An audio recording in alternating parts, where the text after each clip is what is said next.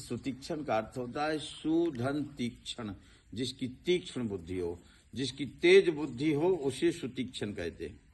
सुतीक्षण का दूसरा अर्थ होता है सु कहते हैं शुभता को, और तीक्ष्ण कहते हैं जिसकी बुद्धि संसार को भेद करके ईश्वर में समर्पित हो गई हो। जब हमारी बुद्धि संसार में लगती है तो मंद होती है, और ईश्वर में लगती है तो तीक्ष्ण होती है। सु कहते हैं शुभता को। पूर्णतया शुभता हमारे जीवन में कब आती है, पूरा मंगल कब होता है, जब हम पूरे परमात्मा के होते हैं। तो सुतीक्षण से छोटे से सुतीक्षण जी पूर्णतया परमात्मा में रति यानी अनुरक्ति हो गई, प्रेम हो गया है, इसलिए उनकी बुद्धि इतनी प्रकाशित है। एक बार गुरुदेव पढ़ाते हैं, सुतीक्षण को याद हो जाता है। अल्पकाल में, छोटी उम्र में, हल्के समय में सुतीक्षण ने समस्त वेद विद्याओं का अभ्यास कर लिया है। गुरुजी को लगने लगा है इतना छोटा बालक इतनी छोटी उम्र में ये समस्त वेद विद्याओं में पारंगत हुआ, इसके श्री मुख से यदि धर्म का प्रचार होगा तो ये काफी लोगों का कल्याण करेगा। सुतीक्षण जी के सामने जैसे ये प्रस्ताव गया तो सुतीक्षण जी दौड़ करके गुरु जी के चरणारविंदों में लेट गए, प्रार्थना करने लगे, गुरु जी मुझे क्षमा करना, मैं जब आपके पास आया था मेरे पास एक भी शब्द नहीं था, जो भी प्राप्त हुआ वो आपसे प्राप्त हुआ है, इसलिए आपके श्री चरणों में कुछ भेंट समर्पित करने का सौभाग्य मुझे प्राप्त होना चाहिए। गुरुजी मैं प्रार्थना करता हूं आप मेरे से गुरु दक्षिणा में कुछ मांगिए। गुरुजी ने आंख बंद करके सुतीक्षण के अंतःकरण को देखा, इनके हृदय में प्रबल भक्ति की धारा को बड़ी वेग से बहते हुए देखा। इतनी तलभन और भयंकर अनुरक्ति देखी, इतनी भयंकर वेदना देखी, इतना भयंकर विरह देखा, विरह रूपी अग्नि में जल करके संसारी सारे संबंध राख हो करके तीव्र भक्ति योग के द्वारा बड़े वेग से दौड़ रहे थे ईश्वर की ओर।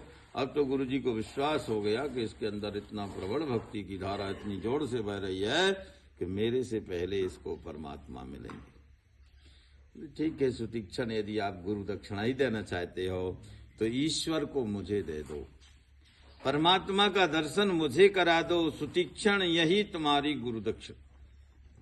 सुतीक्षण जी के प्रेम की परिपक्वता का प्रमाण यहीं से शुरू होता है। जगत में एक परंपरा है गुरु शिष्य को परमात्मा से मिलाता, लेकिन आज अगस्त जैसा गुरु सुतीक्षण के अंतरंग वेग को देख करके कहता तू मुझे ईश्वर से मिला दे, यही तेरी गुरु दक्षिणा।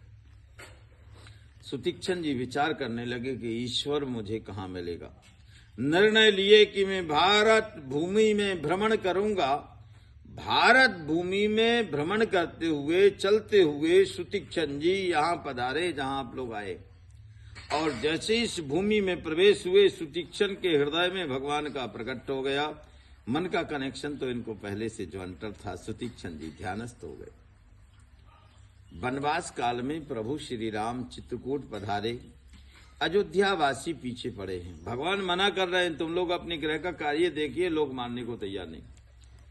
अब भगवान विचार करने लगे कि थोड़ी समय और मैंने चित्रकूट में निवास किया तो ये अयोध्या वासी सब यहाँ झोपड़ी बना करके रहना शुरू कर देंगे।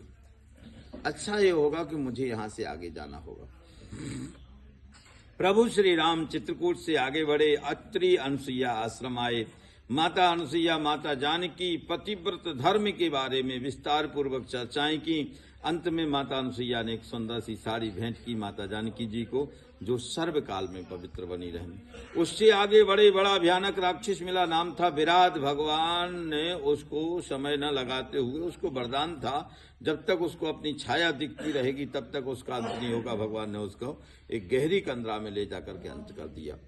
उससे आगे बढ़े तो शरभंगा ऋषि से मुलाकात हुई। शरभंगा जी कहते हैं जात रहो विरंच के धामा, श्रवण सुनियावत वन रामा, चितवत पंथ रहो दिन राती, अब प्रभु देखे जुड़ानी छाती। प्रभु मैं जा रहा था, आपका आगमन सुना, मैंने अपने शरीर को रख रखा था। वैसे तो मैं विमान में बैठ गया था, एक महर्षि ने आकर के सूचना दी, अरे शरभंग जी आप जा रहे हैं और परब्रह्म परमात्मा आपसे मिलने के लिए आ रहा है। तो मैं रथ से नीचे आ गया, विमान से नीचे आ गया भगवान, और तब से दिन और रात इसी रास्ता को देखता था। अब प्रभु देख जुड़ा नहीं चाहती, आज आप मेरे सामने, मैं पूर्ण तृप्त हो गया हूँ। भगवान मेरा जाना तो निश्चित है। वाल्मीकि रामायण में कथा आती है, शरभंग जी सुतीक्षण का परिचय देते हैं। सुतीक्षण से महाभागा, आपके महान भक्त सुतीक्षण जी थोड़ी दूरी में विराजमान। योग अग्नि के द्वारा देह तजी शरभंग, शरभंग ने शरीर का त्याग किया और जाते जाते ये बता गए कि आगे का मार्ग आपको सुतीक्षण जी से प्राप्त होगा।